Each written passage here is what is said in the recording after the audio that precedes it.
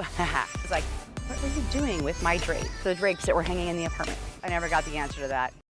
Hi, this is Kari from Sky Properties, and today I want to talk to you about making a master list of things to do in a calendar year. I get asked every year, how can I better stay organized? There's so much happening at an apartment building all the time. I always tell people, make a master list. When are your fire extinguishers expiring? When are your 6-month checks for your smoke alarms and plumbing coming up? It's a good idea to plan those items ahead of time. So some of the things that I like to schedule ahead of time is, of course, the 6-month smoke alarm and plumbing checks, but also things like doing your rain gutters before it rains. February is usually your rainiest season, so you want to clean your gutters in January and probably again 3 months later in March or April.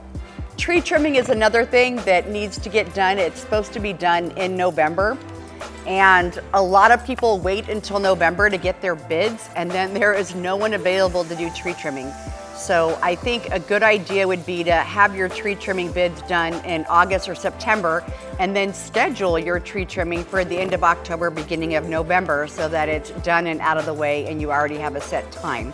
If you wait to do things until the last minute, it is more expensive, and then you're in more of a hurry, it's rushed. So, you know, you're planning out your calendar year and things you want to do. Also, budget-wise, you want to be sure that you have the funds set aside. If your property has a lot of trees, it can be very expensive. So you want to keep that in mind when you're making your list. I would say on a master list for California, there's rent registration, which is due every year, and you don't want to miss that, because if you do, the penalties are double.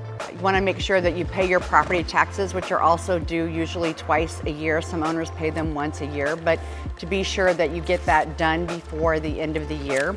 California also has code enforcement, so if it's been a while, if your building hasn't been through a code enforcement, you should probably make sure that you keep that in mind when you do your inspection of the units, to be sure that you're in compliance. At Sky, we try to do that anyways. Those are things to keep in mind when you do your 6-month inspection. At the end of the year, make a list of what you need to do. I think with all the things that pop up every single day in your apartment building, this will help you stay better organized.